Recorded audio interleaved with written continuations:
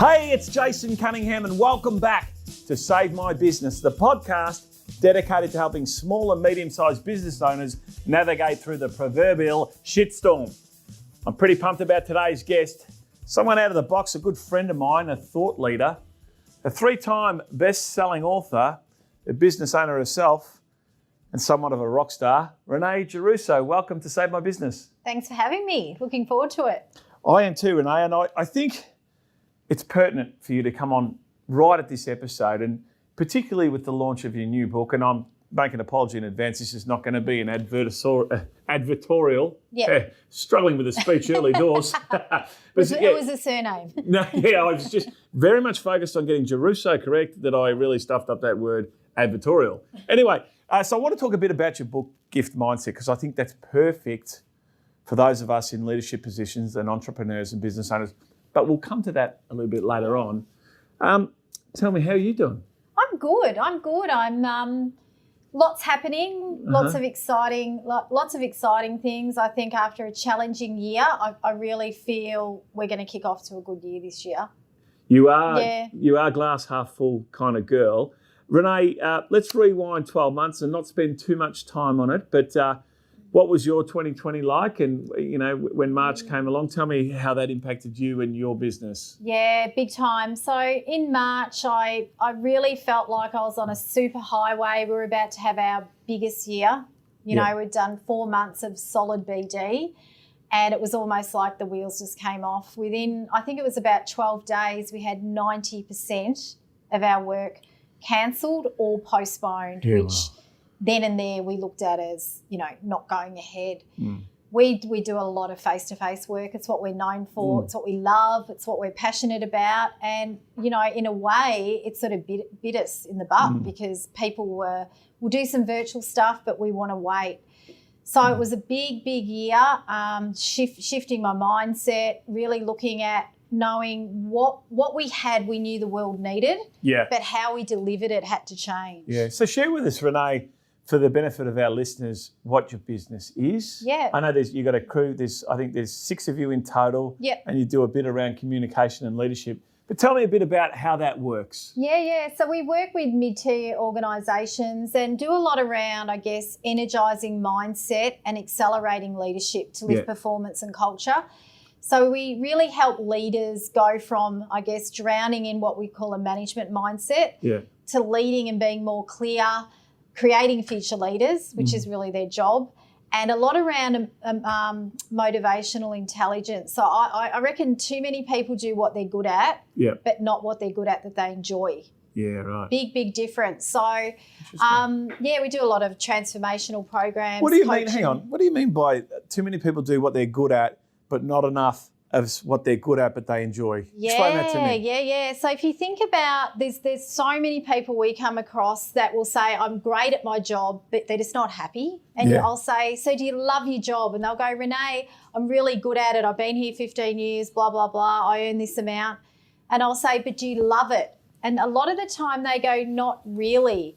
So they get pushed into this lane where they're really working their way based through, you know, their capability, but not really what lights them up. Yeah. So I always say to people, think about what lights you up and what you're good at, merge that list, and you'll have a pep in your step. See, one of the challenges, we've just had our twin boys finish year 12.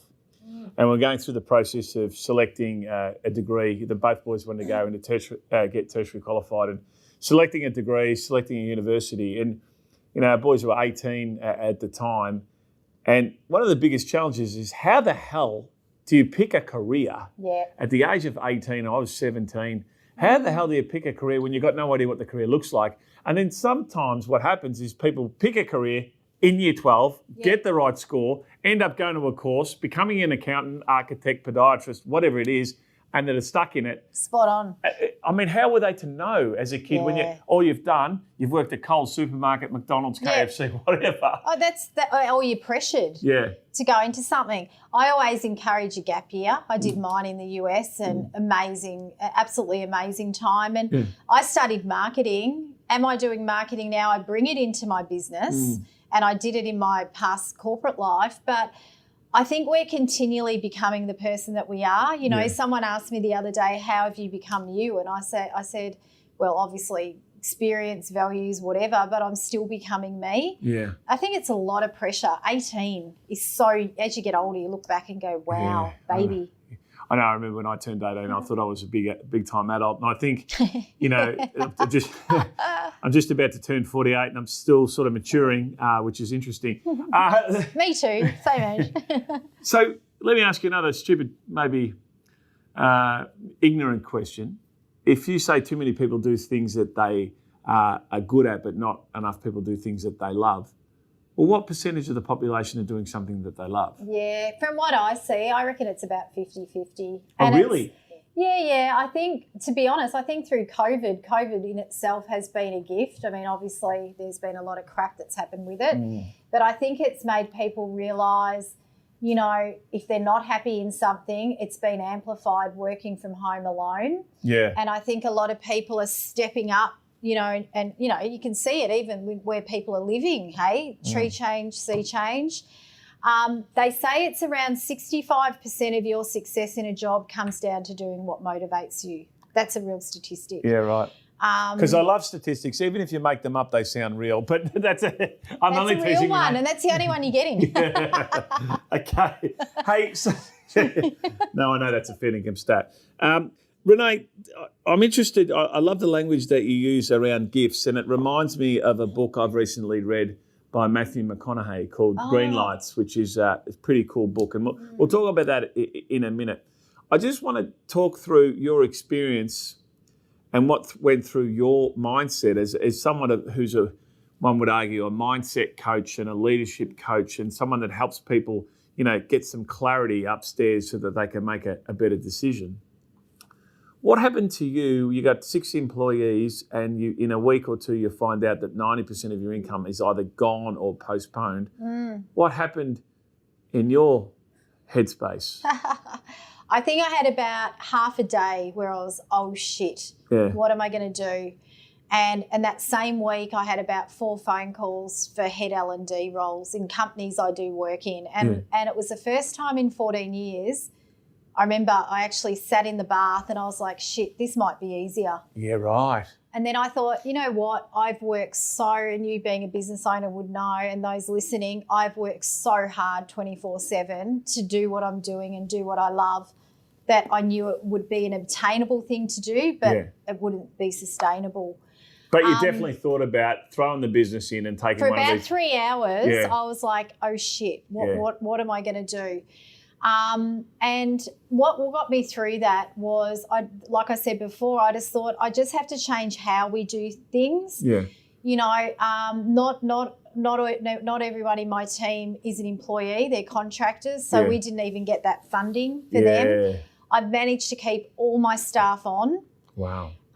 Create an online program, write a book on the weekends, and obviously there's costs of time and money there. Yeah. But it's been, you know, a really, really tough year. But for me, it was really around change. Look at what's not changing, and we all felt it in COVID. Everything was changing. Yeah.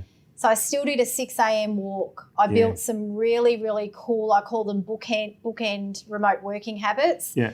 So one of the things that helped me was I'd go out in the morning for a walk. I was always dressed for work every single day. What, on the morning walk? Yeah. But runners on. Yeah. Well, my Converse, they're not real runners. I don't do real runners.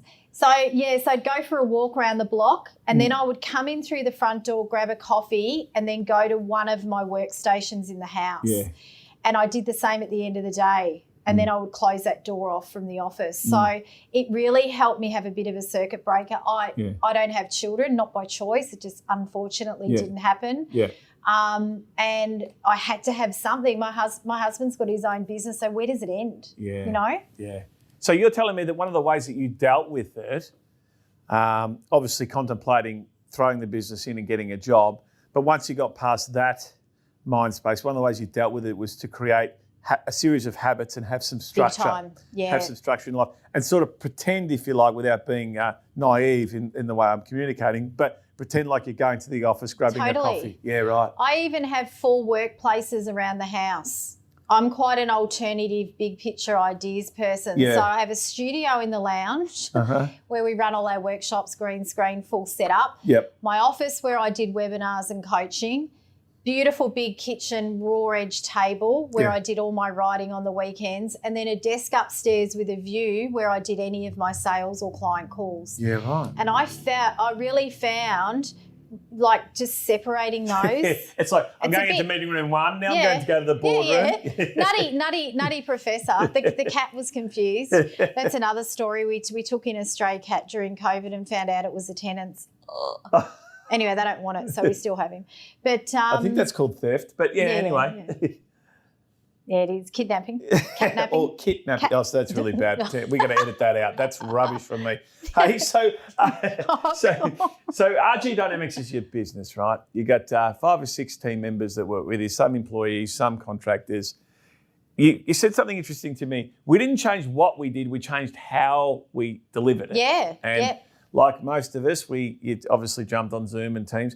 Tell me how that went, and was your pricing structure, did that have to change, all that sort of stuff? Talk me through that. That's a great question. I think at the start I thought, if I'm doing it and I'm not leaving the house, should we be charging a different cost? Yeah.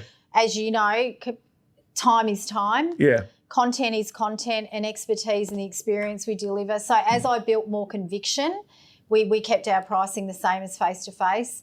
It wasn't a matter of just going, we've got this workshop, now I'm going to stand in front of a camera and present it. We had to rewrite it.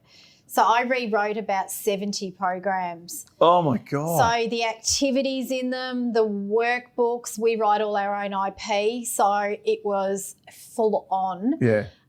So it sounds like you did a whole heap of work for no revenue to sort of restart or relaunch your business. Totally. And a big value I have is being in service to others. And we gave a lot of support to a lot of companies. Yeah.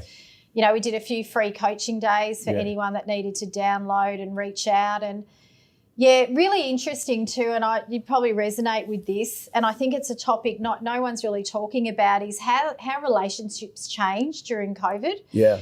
So certain people I thought I'd be closer to, I wasn't. And a few people that were more acquaintances, I was. Yeah, right. And I think it's what do you put that down to?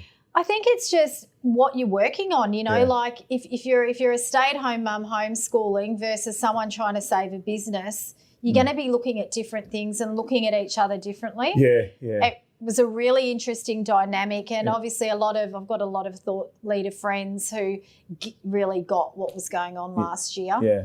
Yeah.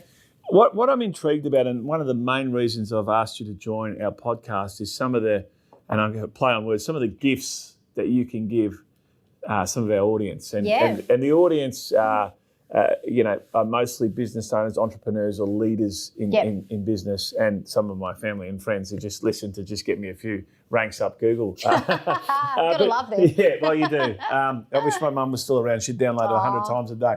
Anyway, you keep talking about your latest book, The Gift Mindset, gives people the opportunity to see the gift in everything, the good and the bad. Can you give me some examples on how that might work and how we can put that into practice? Because, I'm talking to people where, we're coming to at the time of recording, we're in the middle of February, and by the time this gets released, we'd be in March or something like that. And a lot of people I'm speaking to are saying, Jace, I'm 2 months into the year and I'm exhausted. Yeah. Right?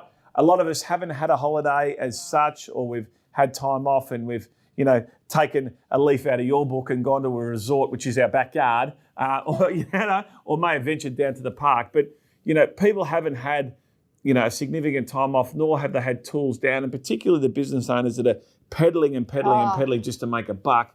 Can you share with us some of the gifts to help people get into a better place into their headspace? Yeah, definitely. And I just want to say I agree. We're working longer hours at a more intense rate. Yeah.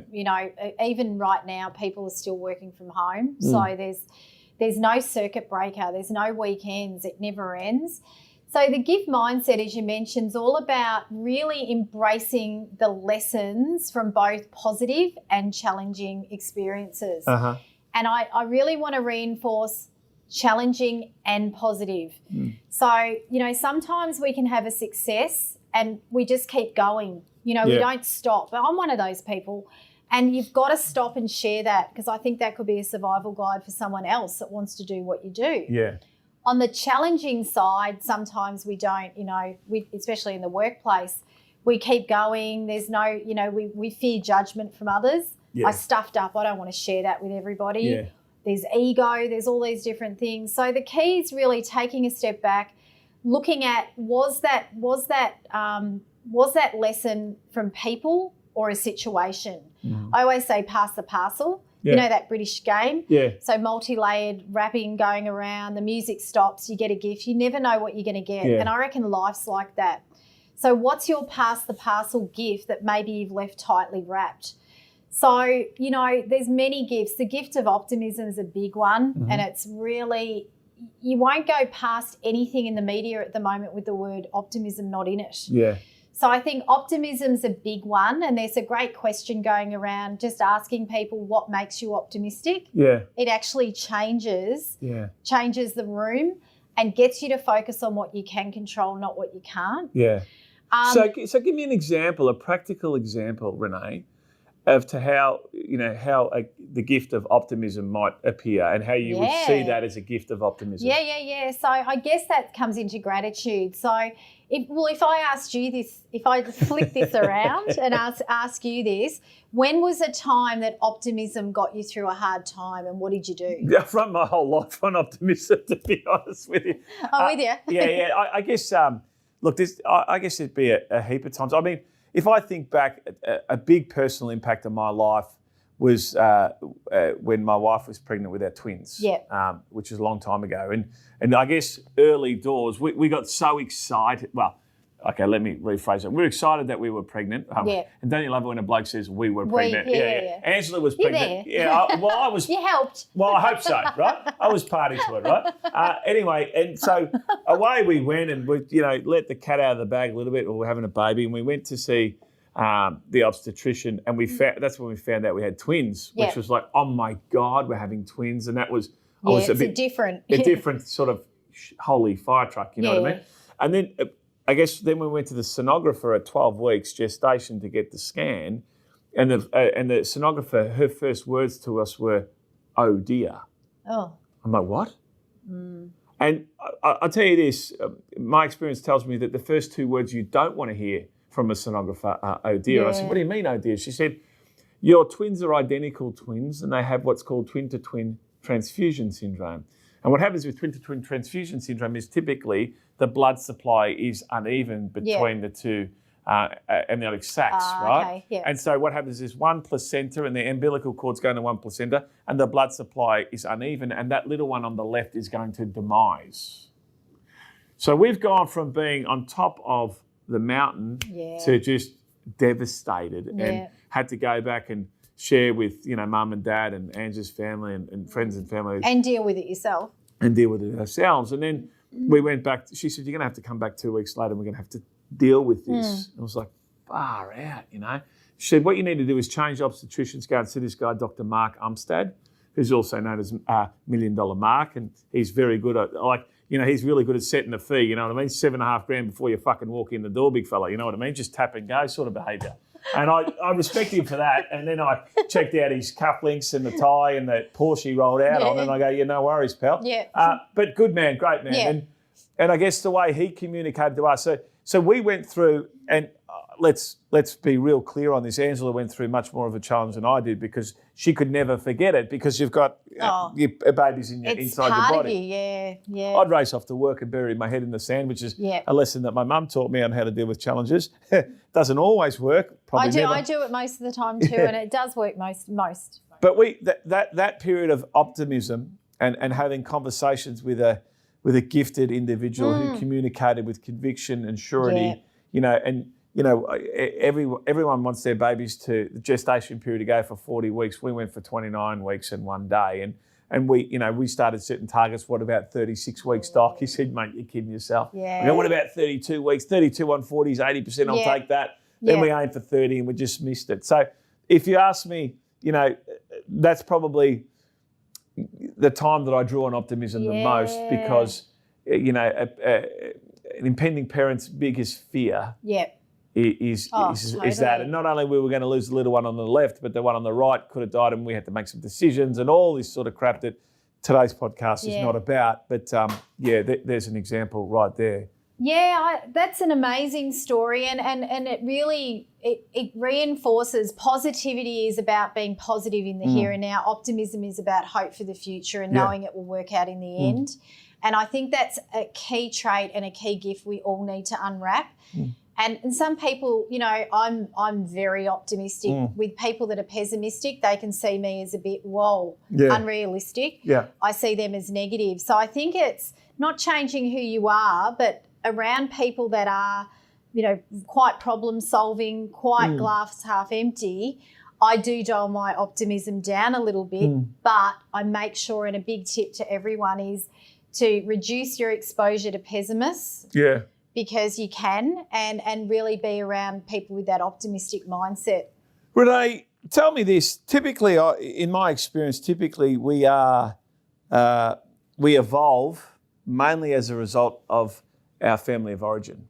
Okay, so our upbringing and stuff like that. Yep. Can you tell me about your upbringing and did that have an influence into why you do what it is that you do? It's a good question.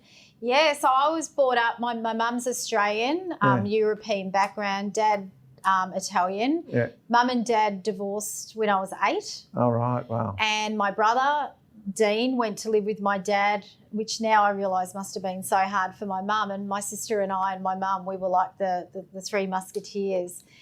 And I really believe the gift of growth and the gift of independence came into my life at a very young age. I went to quite a few different schools. Yeah. I definitely think that's part of it. The Italian side, I think, I've always been attracted to people from other cultures. If you're in a room with my friends, you get nearly every country in there, right? Yeah. I'm attracted to people from other cultures, and Italians have this, a normal family lunch is a table 3 times as big as this. Yeah. It's normal. When I hear friends say to me, I haven't seen my mum for 4 weeks, I'm like, what? Yeah. Close. So I lost my dad when I was 22. Yeah, wow. And I do share a little bit about it in my book, and I don't share the story very often. He died suddenly, and I hadn't seen him for 2 weeks, which was rare, and the reason was he said, go and get that job at Mars. It was my first real job. I'd had 4 months of grueling interviews, and I said, I'm not going to ring you till I get that job. And he passed away on the Monday night, and I had my final assessment on the Tuesday morning. Oh. And, some people might call me ruthless. It's a blur, but I went. My friend drove me into the city. I had 4 hours presenting on some made-up chocolate bar that I'd come up with on the old overheads. Yeah. Do you remember those with the light? Yeah. Showing my age. That'd be worth a bit now. Yeah. And I ended up getting the role. I did not tell any of the 9 people on the panel about it, but at the end I collapsed. Yeah. So then they went, you're not well now, you have to go to have a medical. It's like, bloody hell, I'll go to Ballarat straight to head office and have a medical. And I ended up getting that job, and I was there 12 years, and I really feel that a flick switched on in me around that time to live the life my dad didn't get to. He was 51, so he's only 3 years older than I am now, and he was an avid entrepreneur, rag trade advertising in the 70s and 80s.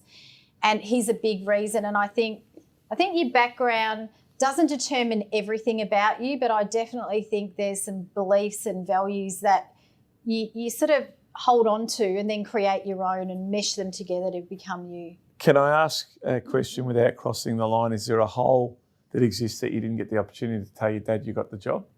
Yeah, there is. Yeah, there is. I still to this day, I'm a bit spiritual, not in a godly sense, but I feel my dad around. Yeah. And even when I wrote the story about him in the book on my first gift, the chapter's called, it just came out. And it's I feel the funny thing was, I don't know if you believe in coincidences, but my first job as a grad with Mars that I started 2 weeks after he passed away, I had a choice to be in Melbourne as an area manager or Warrnambool. Yeah. Never heard of it, right? Yeah. So I went, Warrnambool, I'll go there. So I moved down there with my husband, who I just met. I'm like, come along. If it works out, it works out. Yeah. Moved down to Warrnambool, and 2 months later found out that my dad's ashes had been scattered by my stepmum down at Apollo Bay. And Wow. the day that I was down there for work. So I felt a connection. Yeah. There was definitely a connection there. Renee, I'm going a bit off topic. Can you tell me what it was like when your mum and dad divorced and your brother went with your dad and you two girls stayed with your mum? Can you talk me through that? And has that impacted you? And what's your relationship like with your brother now? Yeah, It was hard as a kid. I think I was around 8. I didn't realise until now how big that was, but mum and dad stayed amicable, so that was amazing. You don't hear that a lot. And I didn't get to spend a lot of time with my brother, but years later and to this day, he's like always been a bit of a father figure, always checked out the boyfriends. Yeah. It's quite funny. I married one of his best friends. Oh, well, there you go. The ultimate payback. But we're really close now, but it was tough. We had a few years just mum, and my mum had some pretty big corporate jobs. Yeah. She was actually an assistant to Bob Hawke at one stage. Oh, wow. And so that's definitely built a resilience in me to have, 2, 3 kids and this full-time job. Mm. My mum met my stepdad about 18 months later, they're still together now, and he's amazing. Cool. He's been a father figure to us. But, it definitely does shape the way you see the world. And if there's one word that it taught me, it's independence. Yeah, right. I don't rely on anyone or anything for my happiness. Yeah. I think it's in you. So I assume independence is one of your 12 gifts in your book? It's into the resilience one. Yeah. So I have to tell you this, Jason. We had about 30 gifts and we had to get them down. I have a thing about 12, so I always have. Yeah. So probably the gift of growth. Yeah, right. Would be. So going through the last 12 months, and there's business owners. I was talking to a great client of ours who has a coffee business in the city in Melbourne, and I went and saw him last Monday, and he shared with me that typically their revenues, he's got a little shop front. He had a couple of them, sold a few off, and he's got a great little business, and he also wholesales coffee, and he's a good man, salt of the earth man. Yeah. And he's a friend of mine, and he's been a great client for a long time. And I went and saw him, and I said, "Oh, how's things going?" And he goes, "Mate," "I'm a broken man." I said, "What do you mean?" He said, "Well, last 12 months has killed me." He said, "Pre-COVID, we were doing revenue of $3,500 a day." Oh yeah. Right. And he said, "Today's been my best day in 9 months." And I said, "Oh, yeah, how'd you go?" And he goes, "We turned over $600. He goes, "Jay, $600. I've stood here all day." And he goes, "It's broken me." So I'm going to put you on the spot and challenge you. Where's the gift in that for him? The gift in that for him is he obviously does have some regular clients. Yeah. And is he in the CBD? Yeah. I'm assuming. Yeah. I think the gift in him is it's going to come back. People want to go back. They're saying about 70% of most workforces actually want to come back. Yeah. So I think it will pick back up again. Yeah. And I think it'll, if anything, really solidify the loyalty that in hospitality, that's what I'm seeing too. Yeah. I've got a few clients in hospitality as well. Yeah. And I guess what he's learnt through that, what's got him through that, anything we've done, we can do again. Yeah.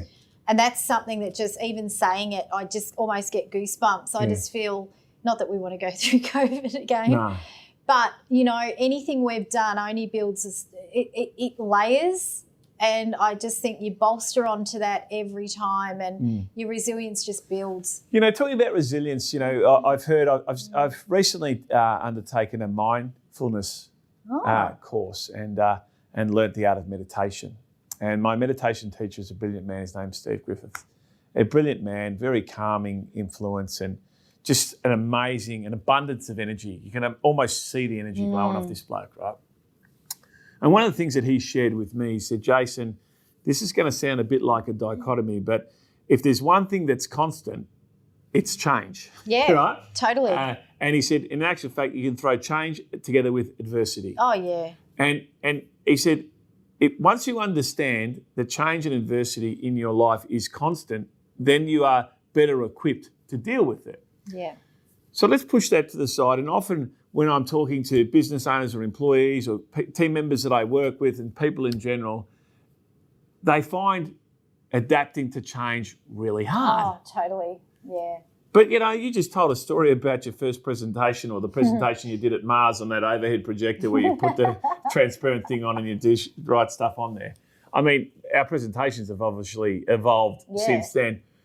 How do we get our mindset around, and it sounds to me that you've done that, well, considering we're your accountants, we know the answer, but you've been quite successful at adapting to change as a result of lockdown and not being able to be physically present with your audience. Yeah. How have you got your head around that and found the gifts in that? In change, yeah. And you're right, change is the only constant in life. Yeah. I think we have forced change, and we have chosen change. Yeah. So for me, a big thing for me was chosen change was leaving the corporate world, going out on my own. I just knew I wanted to do it. Forced change was, hey, you've lost 90% of your business. What do you need to do to keep going? The first thing that helped me, I think, was focusing on what wasn't changing, building some routines in. That you have to do that. The second thing was, I guess, knowing what lights me up. I'm a connector. I love people. And I can honestly say last year I felt over-connected. I'm sure you did too. Yeah. I was doing, 6 to 7 sessions a day. Yeah. But I knew I needed that to fill my cup. I think with change, the big thing around change is to make sure you don't get what I call change fatigue. Right. Too many changes at once. Yeah. A bit like decision fatigue. And I think that's what happened to a lot of people that I know have shut shop last year. Yeah. It was too much. It was homeschooling. I can name a lot of relationships that broke up, people I know last year. I think if you're going to be tested, last year was the time. Yeah. But I think the key is focus on what's not changing, do what lights you up, know what gives you that pep in your step. I always say Sunday night dreads, I hated school. Yeah. You know that feeling? I used to hear Disneyland and I knew that was bedtime. Even now when I hear it and I see Tinkerbell with my nieces, it's anchored. One of my sons, Jack, one of the twins, he works at a pizza shop, arguably the best restaurant in Australia, if you ask me. Anyway, Goofy's Pizza. And Jack, when he's working, he does the Thursday, Friday and Saturday night shift. Yeah. He's a bit like you. It disturbs him all day. Oh. Okay, Jack, it's 11 o'clock in the morning. You're not working till 5:30, mate. There's 6.5 hours, pal. There's some stuff to do. And he just can't deal with it. So I was like that at school. Now I'm actually excited to go to work because I make sure, and this is a big thing to dealing with change, make sure you do your favourite thing on a Monday morning. Yeah, right. So I do a lot of work with building, construction and engineers, and I had a manager, it was late last year, and she was just off. And I said, what's going on? And she goes, everything's all right, but I just feel, when you just feel out of touch. Yeah. And I refer to that as a hangover. Yeah, hangover. Yeah, the hangover. Yeah. So I said, what's going on? And she said, I'm just really missing my team. And I said, when do you catch up with them? Friday arvos, it used to be Monday morning. I'm like, Monday sets the tone for the week. Why don't you flip that back to a Monday morning? And something as simple as that. So it's really being aware. Self-awareness is key. Mm-hmm. Accepting what you need to do so it helps you, not hinders you, and then actioning it. Not talking about it. I'm intrigued about this Monday morning. I know that with the exercise piece, they say the best day, don't miss a workout on a Monday. If you have a workout on a Monday, if you're a person that exercises, and I think everybody should exercise, and I'm not here to dictate or tell anyone what to do, but I know for me, you spoke about what lights you up, what gives you energy. I know if I'm not in the gym or if I'm not exercising, I'm in the shits. Yeah. And I also know that get a workout in on Monday, you're set up for the week. Changes your whole, what's your vibrational energy. It could be meditation, as you mentioned. It could be, cooking's my thing. When I'm cooking, I'm just alive. And when I'm facilitating and delivering, so every Monday without fail, I'm delivering. Yeah, right. A lot of facilitators and that sort of go Tuesday, Wednesday, Thursday. I will always do Monday because it just gives me energy for the week. Okay, so this is really valuable for not only myself but for the thousands of people that are listening. So the tips are, first, create the habit. Yep. Secondly, do what lights you up. Yep. What else have you got for me, Renee? Do what lights you up. With create the habit, also break the habits that aren't working for you. Oh, yeah. That's a really, really key one. I think reframes are big. We all do this inner dialogue.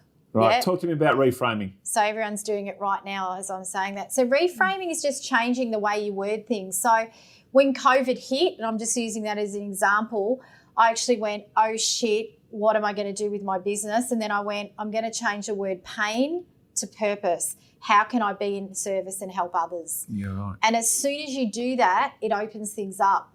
So reframe your statements to questions. So an example is, well, they're successful. That team's really successful. That does nothing. Why is that team successful? You will sort and perceive the world to find that out. So reframes, even from a lot of people working remotely, I say go from, saying that you're down and you're out to you're excited. Like just little reframes change your energy. It is amazing the language that we use, how powerful that is, not only when we are communicating to others, but also the story we tell ourselves inside our head, that narrative that we've got going on. And I've believed for a long time that we can talk ourselves into and out of anything. Yeah. So that's a good little tip there, reframing. Negative Nancy, I call it. Oh, do you? So with my clients, I always say, imagine me sitting on your shoulder with a little Stanley knife. Yeah. They always go, oh, God, I could see you when I thought that. Yeah. So it comes back, though, to awareness. If you don't tap in and create a habit around the way you think, you'll keep thinking that same way. So when you say awareness, you're talking about self-awareness. Yeah, right. totally. And you can't be aware of others unless you're aware of yourself first. It's, It's interesting. So the things that you've told me there around the habitual sort of stuff, doing what lights me up, and then reframing statements into questions, I can conceivably see in my mind's eye how that would work. My next question, again, is somewhat ignorant. How does one get the motivation to do that? Yeah, you got to have a compelling reason why, and it has to be for you. Yeah. So don't, it's like people breaking a bad habit. If you do it for someone else, you'll do it, but it won't be sustainable. Yeah. So I think it's about, what do you want your future to look like? I always say to people, when were you the happiest and most energized? Because if you don't know when that was, how do you know when you're depleted? Yeah, right. So I think it's just saying, when was that? If it's not today, what's changed? What do you need to dial up? Could be a person. I always say be around people that, make you sparkle. Yeah. Yeah. You've got me here on this compelling reason why to change is linking back to something you said a bit earlier. You spoke about forced change versus chosen change. And I'm intrigued in that space because my argument is typically mankind, or it's human nature, that typically we won't make a change unless it's forced upon us. Okay? Yeah. Right. And so then when things are forced upon us, then that subsequently leads into this compelling reason to change. Yeah. And I often link, in our business at the practice, we talk a lot about people's financial circumstances. We help business owners grow and develop their business and build a business ready for sale. We help families and individuals and couples nurture and grow their wealth and protect their wealth. So we're having a lot of conversations around business and money and all that sort of stuff. And I, in my 23 years in this business, there's a few things that are consistent amongst the vast majority of the clients that we've spoken to. And the first is that typically for most of us, the more money we earn, the more we spend. Yeah. And then what happens is we get used to this spending habit because we have this uncanny knack as Australians of matching our expenditure with the income that we earn, right? Now, I often liken the ability to save and create a nest egg and build wealth. I think that's akin to getting in shape or losing weight. And there's a general pattern that people put on a kilo a year and, I'm a little bit heavier, a little bit heavier, a little bit heavier. Oh, well. And it doesn't get to the point until you're like 20 kilos over and you see yourself in the mirror and you go, shit, I better do something, and people don't really change. Or you get sick. So people smoke cigarettes. No. Smoke. All of a sudden get sick or get the C word or whatever. And that's when they stop. Now, unfortunately, when we're forced to change due to a circumstance like those two that I mentioned, often it's too late. Yeah. So Renée Giarrusso, how do we light that fire to make a change and make a change before it's too late? Right. My little saying around that is your why to change must exceed your why to stay the same. Yeah, right. Wow. So your why to do something different and change has to exceed the why to change the same. As human beings, we only change if there's something in it for us. So you're right. If you put a kilo on and you still look all right, then you're like, okay. So it comes back again. It is the self-awareness and being brave to unknown change. Human beings don't like change. It's a known fact. So I say get comfortable getting uncomfortable. Yeah. So go from what I call your safe zone to your stretch zone. And you know it. Those people that walk into an office and go, I could do this job with my eyes shut. Yeah. They're in a comfort zone. There's no growth there. So a little bit of stress is good. Yeah. You know, my mum always has said to me, if there's something you haven't learnt for the day, that's not good. What have you learnt? Even if it's a different way of doing something or thinking about something, not the same way of doing something different. Yeah. So I think that's really important. And you've got to have purpose. Purpose drives change. Yeah. If you don't have intention, it's not going to happen. I'm intrigued about being brave. Right.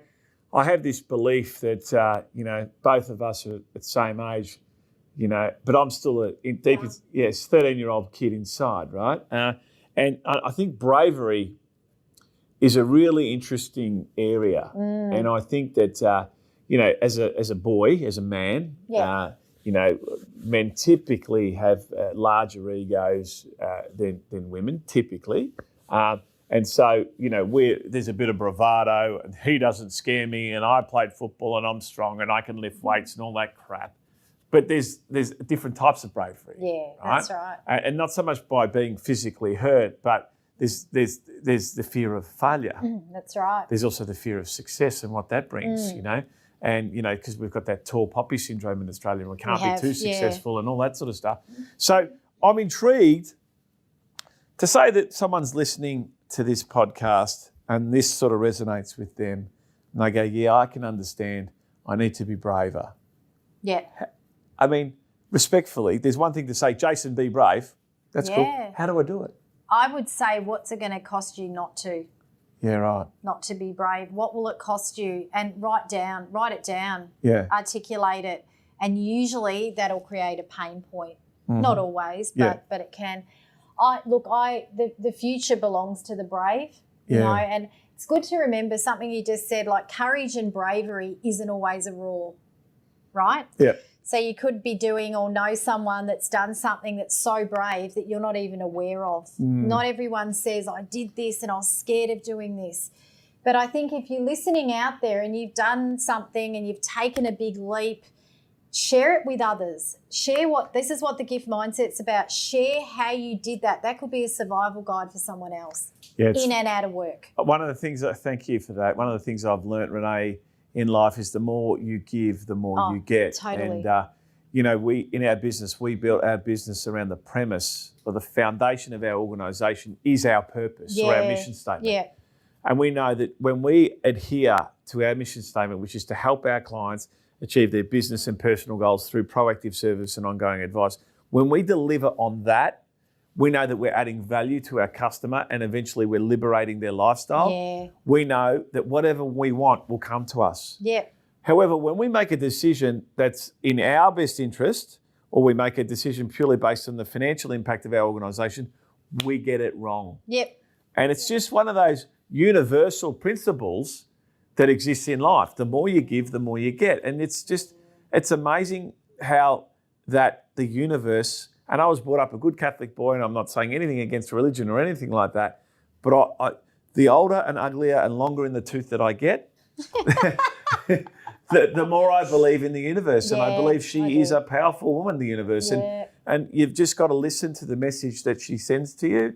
And I believe in this karma, this energy, that what you put out comes back to you. And if you're putting out negative energy, negative comes back to you. I totally agree with that. And I think people are getting more on board with that. Yeah. And I think too, it comes down, anything you do, don't just do it. They say, I don't know if I've done a lot on M-braining, multiple braining. So we have our head brain, our logic, we have our heart, compassion, and our gut, our intuition. Yeah.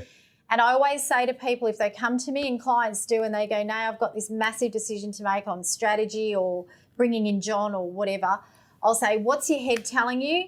What's your gut telling you? What's your heart telling you? if they're a head leader, we know them, quite logical, they'll answer that. And then they'll go, what do you mean? What's my gut telling me? Yeah. If I'm a high intuitive, I go straight to the gut. And when I haven't, it's failed me. Yeah, right. So bring in those three things into your decision making, and I really believe you'll make better choices, and choices that, it's one of my values, be in service to others. I like that. So it's my head brain, my heart brain, and my gut brain. And my gut brain. Yeah. But what I enjoyed most about that is the Aussie vernacular that you jumped on. It's very hard to shorten the word Renee, but I'm now talking to Nay. Oh, right? Did I do that? Yeah. Okay. Yeah, that's awesome. Aussies have this gift of shortening or lengthening people's names, which is outstanding. And I get asked sometimes. Yeah. Nay. There was a song. Anyway, let's forget about that. Hey, we haven't got much time left, Renee. It's all right, Jace. Yeah, I get Jace all the time. Yeah, I know. What do you do outside of work that lights you up? I know cooking's a big thing, but what else? Cooking's a big one. Writing, but not as much now because I'm writing more for work. So it's still a passion. Travel, I love. Yeah, good luck with that. So watching travel shows. I love a good movie. Favourite movie to this day is still The Wizard of Oz. Yeah. I just love the whole message in that movie. Yeah. Yoga. I do yoga. I love yoga. And I did dancing growing up, so tap and modern. So I'm still known to be tap dancing out in the courtyard before my keynotes. That's right. Okay. What does 2021 look for you, Renée Giarrusso? Exciting year. I have a great feeling about this year. We've got the launch of the book as we speak, lots of new programs. Hopefully once that's all sort of landed, getting a little bit more work-life integration in. I don't believe in work-life balance. I think balance, you see scales, something gives and there's guilt. Yeah. So integration, so just, bringing in a bit more around the health side. But, I think it's going to be an exciting year, and I really feel it's going to be a year of embedding and sharing all the lessons that I learnt last year with others. Renée, let me just say this. There's no doubt that you are true to your purpose of serving others and giving. You've given a lot in this podcast, and I really do appreciate it. I've learned a lot myself personally. I mean, I've known you for a long time anyway. Renée, if some of our listeners or some of our clients want to get access to your book or some of the tools that you talk about, where do they go? Yeah, if you go to giftmindset.com, we've got lots on the book there and lots of free infographics on each of the 12 gifts you can download. And Renée Giarrusso, should I spell that? .com. Yeah, it'll be on the podcast. What did you say you've got? What do you call it? Graphic what? Infographics. So they're like the 6 keys of each chapter in an infographic. And that's good for people like me that can't read. Is that right? I just like so the pictures. pictures. No, we've got clients putting them around the office, but we've got kids downloading them, so it's right across. And we've got our Limitless Leaders podcast as well. Okay, cool. Well, Renée Giarrusso, thank you so much for your time. Thank you so much for your sharing and your insight. Awesome. I've really enjoyed it, and I'm sure our listeners have too. Yeah, no, thanks for having me, and it's been fun. Thanks.